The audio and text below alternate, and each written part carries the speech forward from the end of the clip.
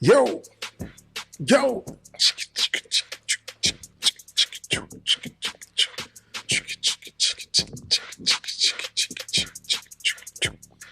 Barber College Success, brought to you by Crown Cutz Academy. Hold up. Rewind. Brought to you by Craig Charles of Crown Cutz Academy, Johnson City, Tennessee. Crown Cutz Academy, Bristol, Virginia. And now Proficient Nail Academy, downtown Johnson City, Tennessee. Spreading love, they say, is the Tri-City way, which is true. But spreading love is the Crown Cutz way, and that's the only way to spread love. Man, we got a banging episode for you today. But again, shout out to our sponsor, Colossal Brand. Go check them out. Got some hot new material coming out. Some fire material. Hey, we're going to have this hot episode for you. But before we go into it, I'm going to let my co-hosts introduce themselves. Am I Fields, am I your barber? Marion, Virginia. Am I's Barbershop and Gallery. Jordan Barr, Bristol, Tennessee, Studio 423. Jordan. J Baba on Instagram. Jordan, Everybody's doing a you're good too thing. young to be looking over your glasses. Like dropping your glasses, looking over. That. Jordan, You got the bifocals. yeah, Jordan is like dropped his glass on his nose and looked over. You always wore glasses? Yep. Maybe I just never noticed. Wow. I'm sorry. Dang. I need to get contacts, right? I didn't never notice he wore glasses. I didn't even think about it. Yeah, you don't get the specs. Yeah. He got them Harry Potter glasses on today. If I could fade, I can't fade without my glasses. Is it like nearsighted, farsighted? What it look like? Well, actually, I probably could. I can't see far away, but I thought it's gotten worse. That's another gem. Earn the crown on this one right here. Most students out there, if you have glasses, if you wear glasses, go to school and put your glasses on. Don't go to school without wearing your glasses. I can't. I mean, I've never had like bad vision. Thank the Lord, but I don't even know what it'd be like. But I understand that some people are like, I need to wear glasses and don't. But if you're a student and you need to wear glasses, you can't. It helps you focus for one, and it helps you see what you're doing for two. You don't even know if your fade is done. I just without my glass. I mean, I could fade without my glasses, but I feel like I can't be as detailed because I feel like I've done a fade before, and I went back and I've looked at it after I took a video of it with my glasses on. I'm like, that junk looked terrible. Well, all that matters is if it looks blurry to you, and it does. No pun intended. Yeah, no problem. Blurry fade. Man, y'all really got to put the pad on. Settle this. Settle this dispute. It's gonna happen. We're gonna have y'all do. We need to make a Barber All-Star football game. Y'all just need to just do something on. We can't have no football game. Barbers ain't got no insurance. How the hell we gonna play here? Y'all might just need to play Madden. Madden? No, he don't want I that. don't like Madden. I play 2K. Exactly. See, I ain't played Madden since Madden 2. Well, 2K. Madden Y'all 13. play 2K against each other. Something. no, I gave up 2K. I swore off 2K. See, So y'all just play a neutral. What's a neutral game out there? Call of Duty. A I know, neutral I know he plays that for sure. No, I don't play. I haven't played Call of Duty in a minute. He used to. Damn, is it called? That leads into the topic for the day, though, right? The Yes. confrontation. Why barbers hate on each other? It starts right there. It starts with this. Yeah, I think for one, like I tell my students in barber school, there's something called Barber Ethics. And another barber should never talk bad about another barber, no matter what the situation is. Never. What's an example of talking bad about a barber? I mean, putting down his haircuts, just putting down anything about it, any negative thing you can think Even of. his name coming out your mouth other than recommending another shop. Yeah. Or I her. mean, even when you want to always be in good grace with this, our industry is so great. And if we out there badgering, knocking other barbers down, that doesn't look good for us. That doesn't look good for our industry. Yeah. At all. I mean, if you say you love this industry and you want to uplift it and keep pushing it to the next level, why are you hating on another barber? Sometimes clients will drag you into that conversation. Yeah. And then you got to let that, and you got to check them. Yeah. I always try to say the nicest possible thing. Like for example, I had a person come in a couple weeks ago, and his lineup was pushed back really bad. I will say that, but he was like, "Yeah, man, you know, he never done this to me. He's always been good and consistent with it." And he said, "But this time he's just really jacked me up." And I was like, "Well, maybe he had a bad day, or it's just, you know, sometimes it'd be like that, or he might have messed up and he was trying to fix it." And I was trying to find ways for him not to. Like for me to talk bad about him because I really don't have a reason to. But When somebody comes in the shop with like a pushback, do you ask who cut their hair last? usually no. But don't ever ask? usually they go ahead and tell me anyways. But And that's a good point. Like you said, a lot of clients pull you into it. Yeah, it's always like so and so did this, so and so did that, or And you know what it is a lot of times too? It's not even that they got a bad haircut. The barber might have went up on prices. yeah, Or sometimes they just don't like the barber. This is his cost of his cost for his haircut. yeah, that's happened. And, I'm and sure. clients will just pull you in and make it seem like instead of they telling you, man, he charging you. Like for instance, some barbers who can really cut hair, who are cutting in their house or not cutting in the shop, and their prices are lower. Typically, people will always go back and say, man, he in the shop and he can't cut. And not even telling you that, you know, your price is 15 and their price is 25. Yeah. That's the reason I'm coming back. I'm coming to you. Well, I went into the shop the other day because there's a shop that I go hang out with because I'm by myself sometimes. So during lunch, I'll pop into this shop and just sit down, and just listen to what's happening. And I went there last week just to see what was up, and we were just talking, and somehow the conversation got up of how, you know, we each do our own business and we ain't worried about everybody else. And he told me that a lot of people come to his shop talking about, oh, did you hear so and so charges this at this shop? Like, because I charge most in my town. And he's like, people come in here all the time and talk about it. And that's what it is. Like you can always, it's almost like 100%. Mm-hmm. That's what it's about. And typically about your price. And instead of being like, hey, man, I can't really patronize that price right now, they'll be like, man, he can't cut hair. And then the barber gets into it and be like, yeah, his price is too high and blah, blah, blah. And then, yeah. And they pull you in. You don't even realize that a client is pulling you into a conversation and baiting you to do something that you shouldn't do. Yeah, and it happens often. I feel like that is the number one thing. Also, sometimes leaving shops in bad blood, I think, causes it. Like not being a professional. Right. Like we talk about people just packing their stuff up and dipping in the middle of the night. That's obviously not a good way to maintain a relationship or keep a healthy relationship between barbers. Now, if the other person's bigger and says, hey, you know, he left, yeah, he's gone. And I mean, that happens a lot too, where people be bigger. But sometimes that just creates a natural resentment that you. I mean, but shop owners naturally get upset when the barber leaves. 100%. Naturally get upset. And it's just a natural progression of life. Everybody wants to do something. Everybody wants to do their own thing. Mm-hmm. Are some people ready to leave? No. Some people ready to leave? Yes. But it kind of rubs you the wrong way because you're thinking that, man, I've invested in this client, this barber, and help build a client, watch him grow, and now he's just bouncing. I feel like that's part. I feel like you should be expect that, honestly, especially if you know that a barber is actually doing his thing. You say that, and then it happens, and you still feel that. Yeah, you still feel it because like there's no. Sorry, go ahead. No, go ahead. Well, there's just no preparation for it. No, it's not unless you are transparent when you come in and say, "Hey, man, if as soon as I get good, I think I'm gonna head out." And I think that's important. Like when you do hire somebody in a shop, to have their expectations immediately. Just ask them what they want in the next 2 to 5 years of their career. I think, and that's why it's important to have a contract. Because when the contract comes in, you know how long the barber is going to be there, and you know how long he's not. I mean, at the end of the contract, you guys have a conversation and say, hey, what's up? You want to renew for another year, another 6 months? You're like, well, no, I don't think so. I think I'm going to move out. So then it's no bad blood, but the expectation, everything's out on the table and we're talking about it. You know what I mean? So, and that's another situation where I think barbers lead to other barbers talking bad about barbers. Yeah. Typically, when a barber's ready to leave a shop, or a shop owner's ready to put you out. What's another scenario where a barber would talk bad about a barber? There shouldn't be no scenario at all. But I'm saying like where avenues that it could be created, because I feel like if you've been in a shop, you've had opportunities to where you felt like you could have said something or something was said about you. A female. Okay.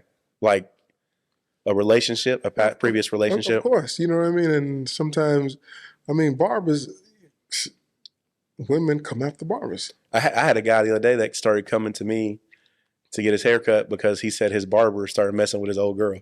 So he had, he had to switch barber. I know he's heartbroken. He lost a girl and a barber. I mean, it's not funny because that becomes resentment. That becomes, yeah. I mean, brothers want to square up. You know what I'm saying? So you want to keep those personal things away from your workplace and be respectful. You know what I mean? You know, it's not like you can't get another female. I mean, you know, that's your man's in the shop.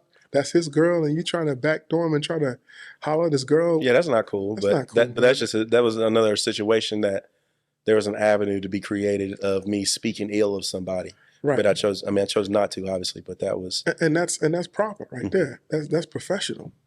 That's professionalism at its highest, because that's part of the textbook, being professional, learning life skills. And those things in the textbook is there for a reason. And I talk about that all this time in school when students come in. There's something called Barber Ethics. A barber should never talk down or talk bad about another barber. No time. Yeah. No time. And there's no apparent reason nothing should come up where you should be able to talk, where you should want to talk bad about a barber. I think that clients is a big thing that affects that. I feel like and another example I would say is like when you're, say, just a barber in a shop and you have clients, like when you start getting busier and cutting hair, first thing the clients come in and start saying is like, when are you going to get your own shop?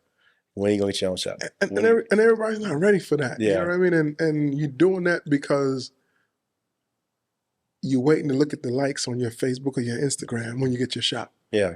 And when you don't get you get the likes, but you don't have no people coming in to get the money. Yeah.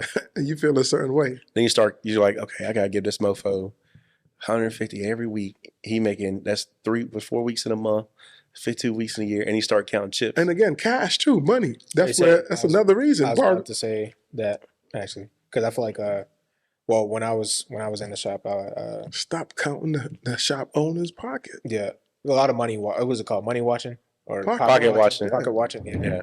I had a couple problems like that too. What, watching your pockets? No, not really my pockets. Just thinking about the shop owner's pockets, and some of the other barbers were talking about other barbers' pockets. Yeah, because some people were claiming that they were making this, but they was like, you're not putting the work in them and making this, so how are you making this? Why should that be a problem of another barber? I don't know. If a barber said he's making this, why would you even be upset to try to calculate that in your head? It's probably insecurity because that person's not making what they think they should make or what they want. That shouldn't even be a topic of conversation. Oh, he lying about what he making. So what? Let him lie about it. I make like 15 a week. Everybody, and it was like, nah, bro, how you making that? We don't cut this many people. But that should not be an issue. I know, but it's just I was something that I witnessed. So I mean, like in school one day, this student was like, everybody keeps passing me up, and they give one guy all the haircuts. I'm like, so it starts right there. Your own insecurity will stop you from growing. When you're pocket watching, when you're talking bad about other barbers, when you're just doing the most, when you're just doing any negative thing to stop you from progressing to where you need to be as a master barber. I feel like if you're able to do any of that stuff, I feel like you're not busy enough. You're not focused enough. You're not doing enough. You're not doing enough to keep your mind busy besides other people's business. Yeah. And that means you need to work more on yourself than worry about other people. I mean, barbers got it really twisted. When they're not making money, they want to blame everybody else except themselves. And barbers do it to themselves sometimes too, because like you said, they want to be like, oh yeah, I'm making this, I'm doing this, I'm doing that. Now, I feel like that, not that you shouldn't celebrate accomplishments, but the bragging, the egotistical bragging, I think breeds contempt sometimes. And I don't know. I've never been that kind of person. Go ahead. No, I'm listening. No, I just don't think, I think that ego plays a big part in the industry, like ego and insecurity. If any barber feels like somebody is doing better than them, it's almost like, oh, that feeling of like, man, And you don't realize that follows you because it starts in school. It starts in school when you start talking bad about another barber. Or the school. Or the school. The school. That's a good example. Because just like going to a shop, people because when a barber first comes to barber school, they don't know nothing. They're so grateful and happy to learn. Thank you for this opportunity. And they get so happy to have something to build on. And then by 6 months, like, man, I ain't learned shit. So I ain't learned nothing from this school, man. Right. I ain't learning nothing. I got bills to pay. I don't even need to come to school, And it's the same way in the shop. Like you come in the shop, you're like, oh, I'm so happy to have my first job out of barber school. This is great. Oh man, I just want to learn and grow. And then, by year 2, you're like, man, look at all this bread I'm making. I don't need this motherfucker, And then I need to open my own shop. Yeah, it's the same attitude. So what's that? What's our favorite quote from who? The first Oh, Jay-Z. the first song. Yeah. Keep that same energy when you walk into the building. Keep that same energy when it's the last day you at that building. Like an intern, like Yeah. Biggie said. Yeah, keep that same energy. He took that quote from Biggie. Make that first day you walk into the shop, the school, Mhm. like the last day you walk in or you leave the school. And make that last day like your first day and make that your everything. Always being hungry to grow, hungry to Always learn. come in like an intern with that first day when you just like snotty nose, where you just trying to jump on your toes and people come around and you just trying to be, you're on your toes. But that's the ego thing. Don't get comfortable. I just remember seeing so many students have that attitude once they finally get a little glow up. You know what I'm saying? Like they think they cuts is fire, like they're the best cuts in the school, and then it just happens. And I'm not speaking about any individual. I've just seen it happen. I think if people understand and start realizing and take their time to understand that you're not going to hit your spurt for 3 years from the first day you start cutting hair in school till 3 years. You're out of school that first year. 2 years after, that's when you hit your spot. I feel like it starts clicking. That's when it starts clicking. But- Money start piling up a little bit. Yeah, but that time, that's when the insecurity comes about. But if you just take your time and understand it's coming and be persistent, this is something you chose. This is a passion that you want, that you love, that you want to do. This is a career that you want to take to the next level. You want to ascend in this career. It's not going to happen overnight. Just understand that 3-year mark. Every barber has to go through it. Every barber. It might be a little bit before 3 years. It might be a little bit after. But until you hit that mark, just fall back and chill and relax. It's going to come. And then focus on that attitude. If you just have that attitude and you're constantly focused on what you're doing, you won't have an opportunity to speak bad about somebody. Yeah. And people are going to speak bad about you. That's automatic. I'm saying it right now. Like somebody's going to come to your chair, or you're going to hear something on the street. Somebody done said something about you. It's going to happen. That's just part of the industry. That's part of life. That's not necessarily just being a barber.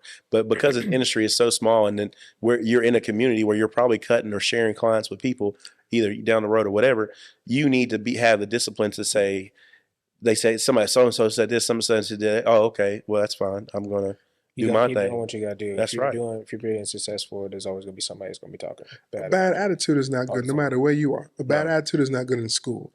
A bad attitude is not good in the shop. You're going to bring everybody down around. If you're not happy where you are, if things not going for you, you're frustrated, why you want to be around other people? Why you frustrated and being negative? Yeah. Go somewhere else. Well, also, too, this is another thing that barbers need to learn. Just because you are in your, like right now, it's just me in my shop, and I'm just cutting one person at a time, typically it's in there. Like, just because there's just y'all in there don't mean you can tell them just whatever you want to tell them. Because at the end of the day, so you're going to say something to somebody that they're going to go say something to somebody, and it's going to get somewhere. You know, you might say something that you feel like, oh, yeah, this client's cool, whatever. But the minute you go up in prices, he's going to be in the next barber's chair telling him all the things that you said about him. Right. So that's why we have to maintain that integrity about our industry. If we love our industry so much, we need and have to uphold that integrity to be a master barber. And there's ethics in that. And the ethics is barbers should not talk bad about another barber. No. At no time in particular, at no time. It shouldn't be no circumstance that should happen. None at all. Even if they did you wrong. Like there's never a reason for you to continue to breed that contentment. There's something about having that MB on your chest. So drop it in, even if they do have something bad about it, like if a barber does have something bad about you say, then like most of the time, even if like I'm telling somebody they need to cut and they can't come in, I'm like go, even if it's a person I know that's been talking about, I'm like go to him. Like go to these other barbers that I know that I've been to, that I know are good, and then the good people, and I feel like it's always gonna come back to you. Like no matter what, like, and then barbers, and a lot of barbers, this is what they do too. They're low key. This is how they hate. This is one of how some barbers hate, which they shouldn't at all. You their friend, but they're not happy for you inside. Yeah, and you could tell, and you know, they just show it. Oh, I felt that. You know what I'm saying? Mm-hmm. They're not happy for you inside. Yeah. That flawed energy. There's no reason we all barbers and we all have Instagram, all have Facebook. There should be no reason someone just can't drop a simple like or say a positive comment on something that you're doing. Yeah. It's not going to hurt them. I mean, and most people who have Instagram and Facebook, they're looking for that. Oh man, he ain't saying nothing. He ain't liked it. I mean, you're not doing it for that. You're not doing it for the likes. But you guys are a brotherhood in the same area as barbers. I be talking about Jordan like a dog. I don't know how he ain't heard about it. I be talking about Queef all the time. Well, you told him about. I have so many people that come. They're like, I used to go to this one dude. I'm like, who is? He's like, and of a Mary, I'm like, am I? They're like, yep. I bet that's my dog right there. He's my teacher. He's the one that taught me how to cut. See, I be like, yeah, that student of mine, man, he didn't want to listen. He didn't want to listen. Don't go up there. He wear baggy pants. No, I don't do that to you. You got the big shoulder pads. Yeah. No, it's and that's how it should be, man. Like I've had people send me clients all the time, and good clients. That's the thing. When you get somebody like you got a good client at Movements, that sucks. But when you can send him to another barber to get somebody that you know is going to be there every 3 weeks for a cut, tip you $10+, like that's a blessing. Right. Like to be able to do that for somebody, and that's how a community should be. I mean, the industry is love, and our industry is so great, and we're the ones who are the pallbearers for our industry to keep it ascending to where we need it to be. Mm-hmm.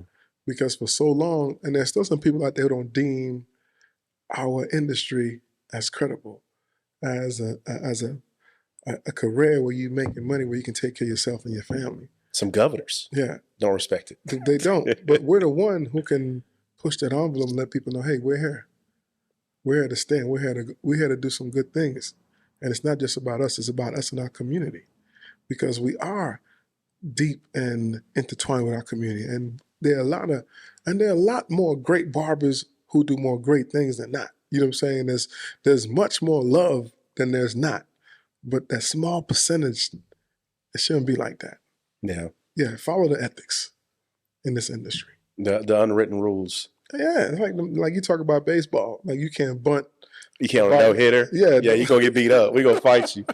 We coming out the locker room. We coming out the dugout. I don't get that. I'm trying to break that. If you hit a player, the next player, y'all's player getting hit. That's how it is. But check this out. Look at this though. Where's the competitive edge of trying to break that no hitter up? There's no good. You better swing the bat, hit the ball. That's how it works. That's one thing. I mean, but what's the difference if you're trying to bunt? That's petty. How is it petty? It's if baseball. You can't hit the ball, you just gonna tap it. That's how you live. But it's bunting part of baseball. And that's strategy, like used as a strategy. Yeah, to bunt to get on base. No. Well, exactly. That's what. It's just not kosher, man. You know what I'm saying? So don't try to get on base. Don't try to get on base with a bunt. If you want to get on base, hit the ball. If we got a pitcher that's tearing you up, he will continue to tear you up. Not even if you need the base. No, like don't bunt. You do not. If there's a no hitter, you do not bunt. At least no, you don't bunt. You don't. That's just how it is, man. I'm trying to think of a football unwritten rule. Is there any unwritten rules in football? Not really. No, anything goes in football. You fight for your life. Those are gladiators. I mean, well, you run the clock out. You don't try to score if you're up by a certain amount of points. So, yeah, that's petty, you know. Or onside kick it if you up by 40. I guess that would be something. Really, but still, nobody really cares. That's how I would compare a no hitter in baseball. If you got a no hitter in baseball, and then that's like and you bunt, that's like kicking an onside kick. And you up by 40 and you winning. So there is ethics in everything. There should be ethics. So just basketball. Like Mitch, you want to chime in on that one? You know enough. I am is right. Yeah. You just don't do it. Just don't bunt in general. Yeah, take it out the game. Yeah, I don't like bunting. Like it has to be like with the chance. You go for the fence. The only time you can bunt would be to advance a runner to second base. Mitch said you don't like it. No, so just cut it out. The whole thing. Yeah, it's stupid. Yeah, I think bunting is dumb. Have you ever tried bunting a baseball?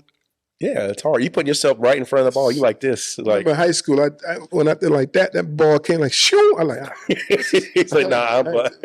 I would rather take a pitch. I'd rather get hit by a pitch than have to bunt. See, that was always one thing that I was scared of. They wanted me to play baseball in high school, but I was scared of getting hit in the face with a baseball. It happens. I know, but the more you don't want it to happen, the more like it's gonna happen. But anyways, so that's ethics. So that's ethics. Everything you do is good ethics. Yeah, and which is the moral of the story. I mean, let's keep our industry love. Yeah, there's no reason we can't all win. We can't all support each other. Right.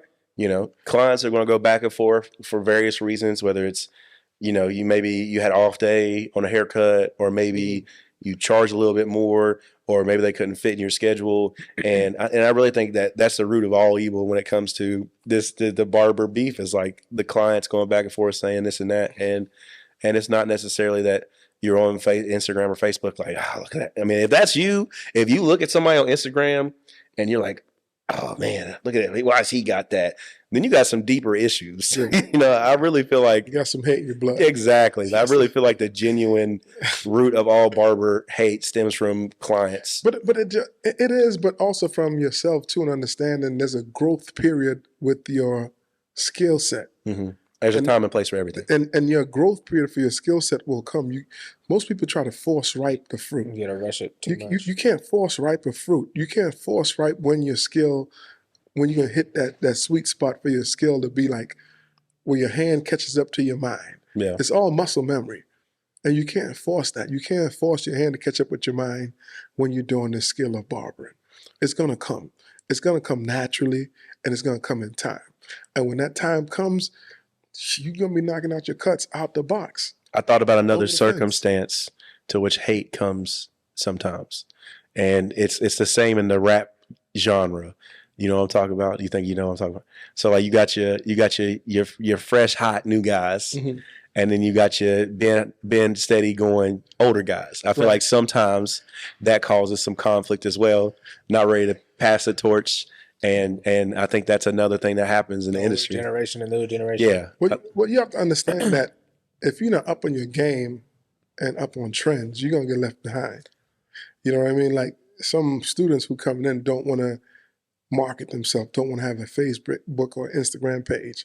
Or you even got some students who only got cell phones right now. It's like, man, I don't like cell phones. I don't want a cell phone. I'm like, It's hard to compete. it's hard to compete. Yeah. You know what I'm saying? So if you coming in, or if you're a seasoned barber who are not keeping up on new trends, keeping up New with haircuts. new haircuts, continued education, yeah, you're gonna feel sour too and want to kind of hate on some new barbers coming in who doing all these things, all these new haircut, all these new styles, coming with versatile with the perm, with the coloring, and give a dope fade. Can use his share work, can use his clippers, his trimmers, his straight razor. You're doing all these skills, and you're like, man, you think you're gonna show me up, huh? In their mind, that's what they're thinking. Yeah. You think you here to show? It's not that they're here to show up. But how about somebody went to school and invested their time in school well? And also like another issue is like enhancements, like styles of cuts. I know that that's a big debate within the OG barbers and the young barbers. That's another thing that you know, conversation that goes on. For sure. For me, hey man, whatever works, man. Mm-hmm. Whatever works. If you're pleasing the client, because our goal is to make that client feel great, have a good experience, and when they leave that chair, they licking their eyebrows with their fingertips. And every barber got their own way of cutting and their own style, what they like, and that client might be coming to them just for that specific, the way like like the way that they cut is the way they like their hair being cut. But So again, it's like- I think that's an insecurity on both sides: the new barber and the older barber. Because the old barber don't know how to do it. Yeah, and the new barber who come in and wasted their time in school, and they mad because they didn't get all they need to get, and they get in the shop and they can't do a haircut.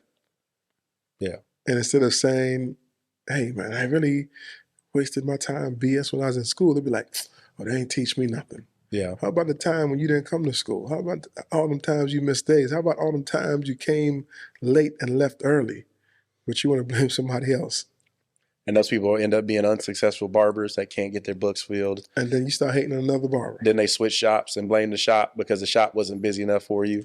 It's just it's a repeated cycle. Man. However you are in school, that's how you're gonna be in the shop. Man, some people change. Some people do change, but it's highly unlikely. Rarely. Yeah, you know what I mean? Hey, start out good. Come in there like the storm you came in, maintain that energy. Maintain that energy in your storm when you're leaving out.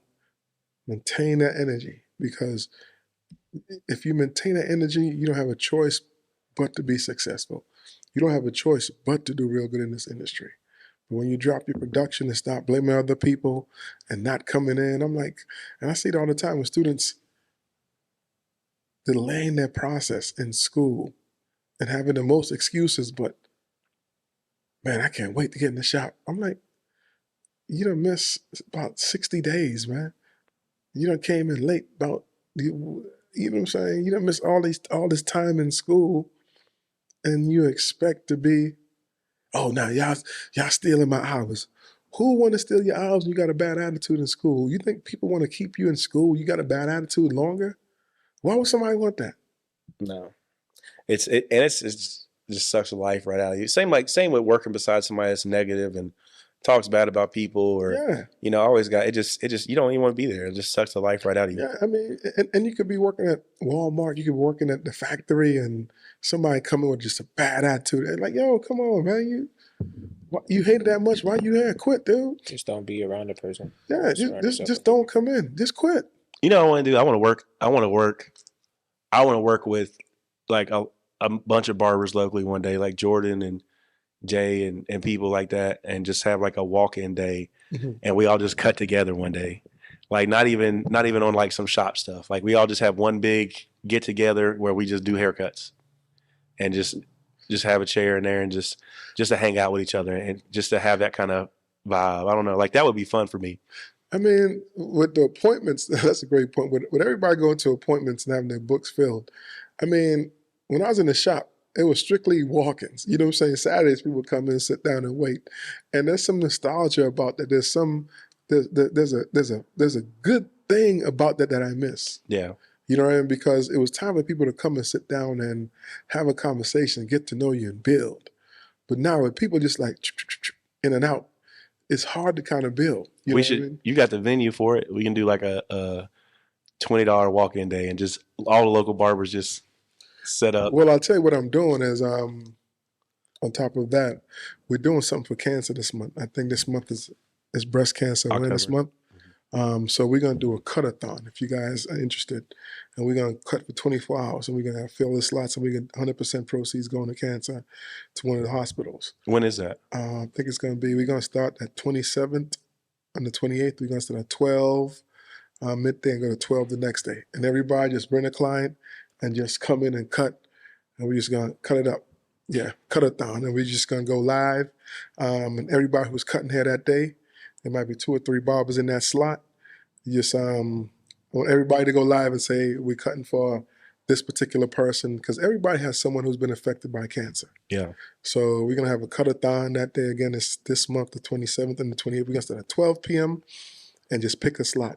Your slot could be from 2 in the morning, 3 in the morning, but once you cut, you just go live. And I mean, set up where you get a client and make sure they know that, hey, this is your slot. And just come and patronize it. And we're going to with the students and open to the barbers who, if you guys want to. Yeah. Okay, I got another one for you. Sorry to interrupt you. I'm gonna be out of town for that. But I was just thinking too, what about, say somebody's cutting down the road without a license? Without a license? Without a license. If is talking bad about that person, saying that guy has no license, is that in the realm of talk? Because is he technically a barber? Are we talking about barbers and we say that guy doesn't have a license? Is he just a hair cutter down the road? I mean, that's a good point. You know what I mean? What do you think? I don't know. It depends on how long that. So if the dude's been cutting hair without a license for 15 years and DPR hasn't taken the time to walk in there and say, hey, excuse me, sir. Leave him alone. Yeah.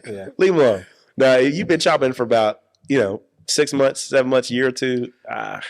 But those barbers feel bad about themselves. And it's not talking bad about a barber who doesn't have if you say he doesn't have a license. Yeah. I mean, I guarantee you, he feel bad enough himself to be cutting. Oh, he's probably cutting on edge every day. And he don't want to. He will not tell people and say that, hey, I don't have a license. Yeah. Most barbers who are in a shop who don't have a license, I've been around barbers in shops who don't have a license, and that's not the first thing that come out their mouth. What do you mean? Saying, hey, I don't have my license, but they don't say that. I mean, it's embarrassing. Yeah. I remember I used to work a job. This is years ago. I was like 20 years old. I worked at a factory. And I wasn't supposed to be smoking weed. I was getting drug tested. So every day I would carry this bottle that I would be ready to take a test. And it was stressful. And every day it was part of my life. I would carry this bottle into work. You were talking about 2 years of doing this. Mentally, I never got drug tested, thank God. Mentally prepared to be drug tested every single day. And it was stressful to do that every day. And sometimes a bottle fall out your pocket. And they're like, what's that? Oh, man. So, and I would imagine that. Mountain Dew. Yeah. I would imagine that cut without a license would be the same way. You walk in a bottle of fake pee every day trying to make it happen. You know what I'm saying? I mean, it is. I mean, is it talking bad about them? They feel bad enough as it is. I Yeah. mean, and I don't condone that, but hey, I mean, some people do it all the time. There's tons of barbers in this country who are just roguely cutting hair. Lots of them. Yeah, and I mean, it's important, man. Go to school, get your license. That's all. We're gonna leave it at that. Yeah, go to school, get your license, man, because you're putting people in positions where they shouldn't be in. Yeah. And you know how you feel. You know what I mean? You know how you feel. It's like I mean, that's like anything. Driving, you ever drove on a suspended license? All the time. You ever drove where your license was like, No, I've never drove a license. yeah, you have drove with a license where you don't have a, My tags be dead. No, I think you had a bad tag before? Oh, I got 2 tickets the other day. He got me for a seatbelt too. dang, man. I mean, I had to renew my license, my plates, and it was late. And I was out of town. Yeah. And I was out of town for a while. And I was like, I mean, yeah, it was kind of scary. But knowing that you got some bad place, but you got to go back to your jurisdiction to take care of it. I mean, like, you like, man, anybody get behind you, like, man, like 3 more days. I mean, as long as 2 I more ain't, days. I mean, the problem, usually I'm good. I don't even trip whenever I get pulled over. But this guy was bald, and I'm like, oh, I'm done. I don't know If why. they're bald or got the really, really high top, flat top fade. No, I'll be doing some of them. Oh man, You don't be doing none of them? Nah, I you ain't need some police officers in your chair. I got some police officers, but I ain't never done. They always get like the mid fade, or some of them get dropped. I mean, I think it's important to have all types of service providers in your chair. Yeah. And not feel afraid. Some barbers, a police officer walk into the shop, they'll tied up, they tense up. I'm like, I'm cool. Yeah. No, it don't bother me. I can It don't, tell you. bother, it don't bother me at all. I'm like, I want to build that relationship. One of my favorite clients, he's a chief of police, so we be wrapping it up. We talk about everything. That's what's up. Yeah. I mean, think about it. That's his only time he can come and be himself. Yeah. That's why I like being alone too. Like Yeah. low key on the not that I don't want other barbers coming, but I kind of like that aspect. I feel like people can just have conversations without worry. You know, do you get that where you're in the suite, Jordan? You feel like you got people that just talk about stuff? Yeah, I like the how private it is. Being able Personable. to they feel like they can open up and talk more about stuff, and they don't have to worry about people. Like Because typically when you're in the shop, what I do when I was in the shop, I would, if a client comes in that sense that he needed to have a conversation with me, typically I would turn the music up at an okay decimal so everybody can be where it can kind of drown out, Be in your own little bubble. yeah, what he's saying to me and what the other barber can't hear. Because some barbers will eavesdrop in your conversation. Yeah. I've heard clippers cut off on some guy mentioned. You be talking like, yeah, oh, she did what? Kobe done that all the time. But the funny thing is, right? A barber will come to talk to another barber, not his client. While you and your client having the best conversation, he will not talk to his client the whole time and then chime in on yours. Because they both listening. Yeah, I'm like, yo, talk to your client. Bro, we used to be, because me and Kobe was in the front, me and my client be having a conversation. Kobe just turned off his clippers. He's like, bro, what? That's crazy. And I'm like, you over there listening the whole time. I'm like, damn. He's like, talk to your client. Yeah, but I mean, but we all get involved in the conversation, which is good. But sometimes it is kind of more of a personable Personable stuff, conversation. yeah. I mean, some clients come in there and they just want to really just fuck with you. They just really want to resonate and kind of kick it with you. Mm-hmm. You know what I mean? They like, hey, that's my guy. What about if we had a shop that kind of like suites, you have like a sliding door, Mhm. right? I seen something like Yeah, but you're all in front of each other. Like just like a regular shop, you're all in front of each other. But whenever you want it to be like a private haircut, Mhm. you can slide the door Kinda closed. like many. Some Yeah, people- like we're facing each some other. People get offensive to that. Why you close your door now? well, think about it, because people want the privacy, right? All But the people time. like the shop vibe. I think you could just have that in a shop where barber chairs are not too close to each other, and to have that conversation, But and have the music at a right pace where it will drown out anybody from listening to your conversation but you. yeah, but then when you're a shop owner, you don't want to space them out too far. You want to kind of, it's like airplane seats. You know what I'm saying? You got to get that ticket price. I mean, yeah, but I think you need space. But I mean, in Tennessee, I think the regulations in most states that you have to have like 6 feet. 5 feet radius, 2.5 middle of the chair to the right, 2.5 middle of the chair to the left. There is regulations for that. Yeah, 5 feet radius. Yeah. You know what I mean? And you're like, I mean, you want to have space. You want to be turning your chair. Only in school it's cool, but you don't want to be turning your chair. It's not even cool in school. But you don't be turning your chin every time you turn your chair. You clipping another person's feet. The footrest knocks each other like clang. Dang. I've been in there. You know what I'm saying? So I mean, it's. But again, the moral of the story is this: the bottom line, what we were talking about, there's ethics in our industry, and the ethics goes across the board. Baseball has it, football has it, basketball, even the workplace have it. You know what I mean? It's the same thing. Courtroom. There's ethics everywhere. You know what I'm saying? There's ethics everywhere, and there's some things that cost us to like lose some good relationships in this industry. And the key is for me, and we talk about it all the time, we want to highlight our industry. We want to show the best of our industry. We want to show that this industry is a viable career to take care of yourself and your family. We want to show people, kids out there who are in high school, who are in middle school, or a kid who are in elementary school that, hey, they should want to be a barber. That's something that they should want to be when they 5, 6, 7, 8, 9, 10 years old. There's nothing wrong with that. It doesn't have to be something that, oh man, you have nothing else to do. Well, then you're a barber, or you're a cosmetologist, or you're an esthetician, or you wasn't smart enough, or you might as well go over there and do this. And that's what a lot of people think of it. You know what I mean? And when people think of us like that, it gets me upset. Oh, low key. Yeah. Or say I'm gonna go cut hair on the side. Nothing irks me more than hearing that. Part-time. Makes me sick. I'm gonna do it part-time. Oh man, no. Because they don't know how beneficial it is to actually set in tone like this as a career. There's so much you can make really, really good money in this career, and it's not can people do every day. Do you know what the median income is for some minority families? You talking about Google? Oh, you mean the standard minority family median income? Probably about 37, 24. 24. 24. Yeah. But look at the average, and that's a minority. And look at the average median income for household for the United States. Oh, a household. Yeah, pull it up. You got Lex and Mitch. Let's see. Average medium household. Got to be like USA. 50. The medium household income was 75,000 2022. We dropped since 2021. 75, right? For the average approximately. American. Yes, sir. Right. And that's combining two incomes. A lot of barbers make that by themselves a year. Mm-hmm. You said you already hit your goals. I have hit your goals and doubled your goals every year since I started cutting hair. I've doubled every year. I've doubled this past year. Did you double this year? And I feel like I don't know how long it's gonna keep going, but if it does keep going, then it's gonna be crazy. But you happy? It's gonna be crazy. Oh, I am happy, and I'm not trying. It's not that I'm trying harder to make more money. It's just naturally happened. Mm-hmm. Obviously, I want to make more money, right, but it's not the first thing in my mind every time I go to work. It says barber salaries in Tennessee can vary between $16,000 to $70,500.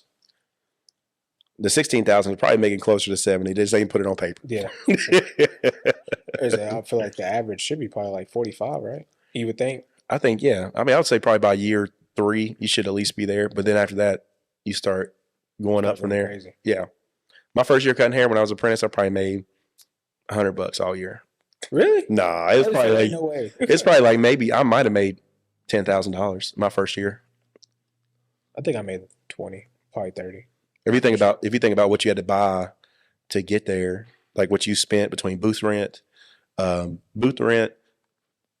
equipment, and those things, and then taking days off, vacation, stuff like that, I might have made $10,000 maybe first year. Mm. So I don't know. I might be able to tell you on Square. Tell you what I made on Square my first year. Square's so awesome. I mean, but that's the importance of just being able to track our income and doing the right thing, because our industry is love.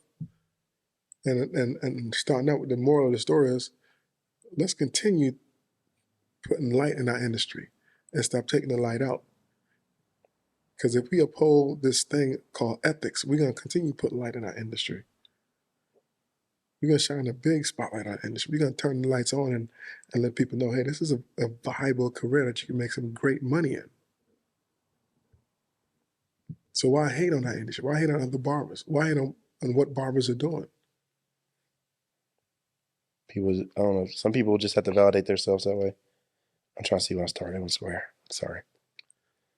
So I watched a video on Instagram yesterday, and it was like, if you break it down, if you do like, there was like, if you charge $40 a haircut and you do 12 haircuts a day, 5 days a week, that's $480 a day.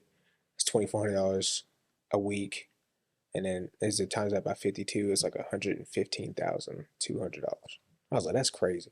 Yeah, That's but crazy. well, I mean, people put that on there, but then you get to track the overhead that you have. You do, but still, if you put the work in, and you can really make good money, like really, really. 100%. I mean, but that's in everything we do. I mean, Yeah. the hard work. I mean, hard work is undefeated.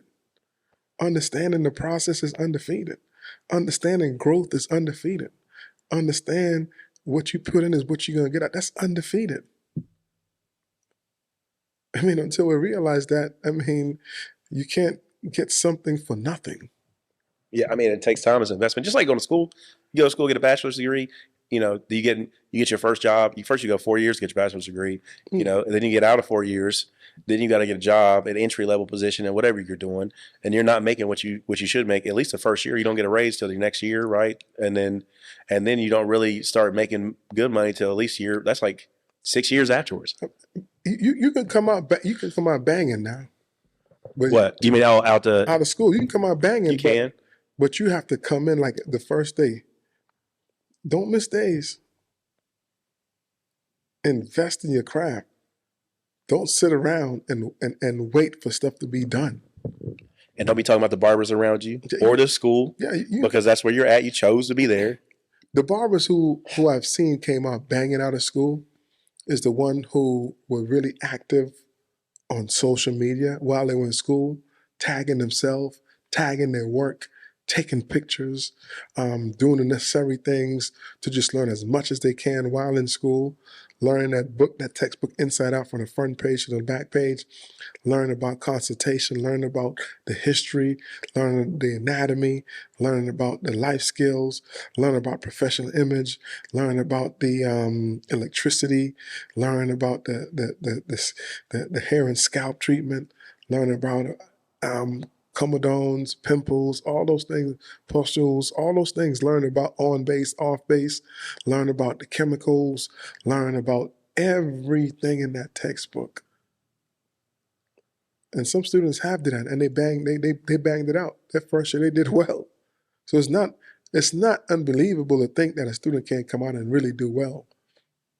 But if you're underperforming on your tests, underperforming in your practicals, turning down haircuts, how you expect to wait to turn the lights on when you're in the shop to get better? If you're not marketing yourself, trying to go out there and get clients while you're in school, building your brand, how you expect to bang it out when you get in the shop? And a lot of students wait for that. Yeah. That's definitely the best time to do it. Because as soon as you get out, you're going to already have a head start. And thinking that, well, I don't live in that area, so I can't get no clients. A client is someone that you can go out while you're going to lunch and pull them in to get a haircut at the school. Having a client's a happy medium. I don't know where it's at, but it's somewhere between having a relationship with them and being a professional versus like this person might leave you at any time for any reason. It's a weird relationship, you know. Like I don't know. It's like you try to. I guess it's like having a barber. You invest in the client, and you know they pay you money. But I feel like it's hard to genuinely, like they can leave you anytime at any moment. So you like, got to understand that people come and go. that's it. So You got to have that mindset. can't rely on being there consistently all the time. Because I mean, sometimes you might be booked and they can't come. So what do you guys think? What do you guys think about this? What we talked about today? What do you think? I can't wait to get out and start talking about people when I get out here. I think it's a very good topic. People, barbers especially, I don't really like talking bad about people in general. So I feel like you reciprocate what you put out. If you just stay in your own lane, worry about yourself, keep grinding, you'll do good. For sure. Yeah, I be talking about Kobe all the time. Kobe's supposed to be on the podcast. The world, the Barber College Success world has heard Kobe's his name a lot. So we're gonna get Kobe on here for real. Hey man, he needs to. When is he coming? Next week, well, gosh, I'm gonna be gone next week. Yeah, next week. So next week it was an off week. So I'm not gonna be here either. Next week's off week. Yeah, Okay, that worked out because Well, we can do it the week afterwards. the week after we'll get Kobe in here, Yeah. so the world can meet Kobe. 'Cause Kobe's been grinding, man. He actually got his haircut last week, and he was looking crazy. Like his hair was looking crazy. Crazy. You cut his hair. Yeah. He's been doing a lot with the shop and stuff, but I'm proud of him, man. That's part of that transition. Yeah, from when he didn't want you to cut his hair. Yeah. I remember that. And I begged him. Yeah. Now he begs me to cut his hair now. You see what I'm saying? You gotta remind him of that. Yeah. I'll remind him of it. I begged him. I'm like, yo, what should I join? Let Jordan cut And I your let hair. Kobe cut my hair too. Kobe's good, man. Kobe was Came like, a long way. But that's my point. I remember when he used to be like, man, I don't think I'm gonna get it. It takes that 3 year Confidence. that 3 year mark. It's not even it's that 3 year. It just takes time. That 3 year mark. It's undefeated. mhm. And I think most barbers will attest to that. It took him about from the time they start to the time they really hit that stride about 3 years. Yeah, I like Kobe. I'm excited to have him on here. Yeah. He's gonna freeze up. I'm sure you have a lot to talk about there, honestly.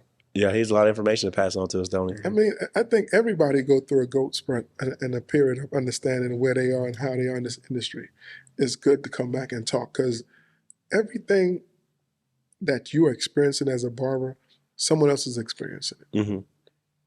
Every headaches, every growth period, every struggle you have, everything that you think that might be a obstacle in your way to becoming that MB, have that MB on your chest, Master Barber emblem on your chest.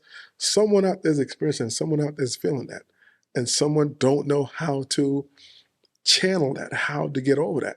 And that's what we're here for, to let our listeners know that, hey, you're not alone. There's people that go through experiences to become a master barber that we all go through. That's why we bring so many people, different people on this podcast to talk about that. Because some people do feel like, man, I can't get this. This is going to take forever. This is really, am I really meant for this? And then one of the biggest things now is the test. Some people have test anxiety, thinking, oh man, I don't want to take this test. Or take the test and they fail it, and they take like 6, 7 next months to take it again. It's okay. It's okay. I was trying to see how many people were joining the industry yearly now. I couldn't find it. It's probably out there somewhere. It's a stat. There's got to be a lot. I know there's got to be a lot. Yep. Because I have clients that even thought about coming to them, but I've been thinking of becoming the barber. So Every many time people. I go somewhere, right, especially like some type of festivities, outdoor event, I be seeing dudes just run up to me like, yo, Craig, what's up? Oh, what I need to do to come to school? I'm thinking about coming to school. I'm like, just come on, man. It's everybody's excuse though. It's like, man, I'm scared of messing up. I'm like, it's part of it. That's for everything. Like, Yeah. you're scared. You're gonna mess up at everything. Anything new you try, you're gonna mess up. You're not gonna start out perfect. But that's one of the problems. People want to make it look so easy and Yeah. not thinking about, when you come to school, you have to do some work. You have to study. You have to take a test. You gotta suck. That's part of it. It's gotta suck. You gotta Everything suck. sucks. Yeah, You're going to struggle. You gotta be bad at it.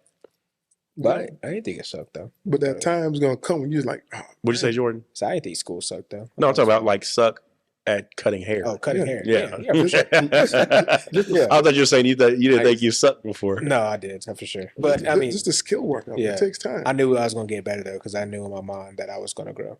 It's all about yourself. You gotta think positive for yourself in order for you to actually achieve what you want to achieve. You have to think the highest of yourself to achieve certain things. You're right. Nobody else going to think the highest of you but you. That's big. That's what's up. Hey, man, this was dope. This was dope. What are your lasting words, man, before we get off this episode and move on for the day? I guess I should go first because Jordan gonna say the same thing. Yep. Was it a piece or Live whatever? life, have fun. No, should make it into a t-shirt. I actually might do that. Put your shop logo on it. You got a logo yet?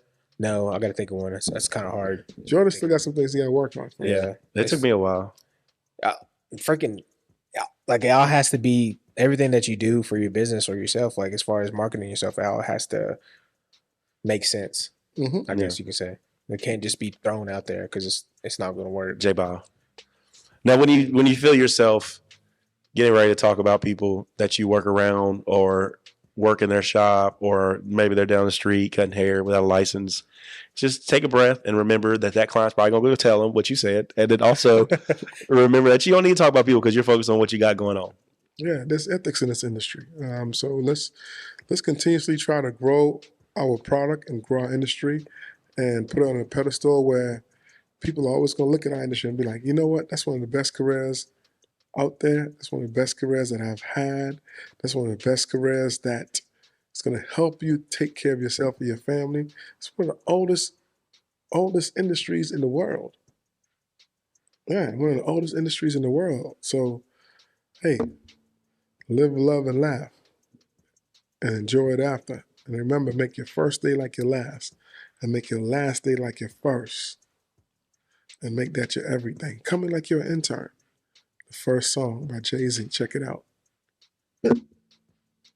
Peace.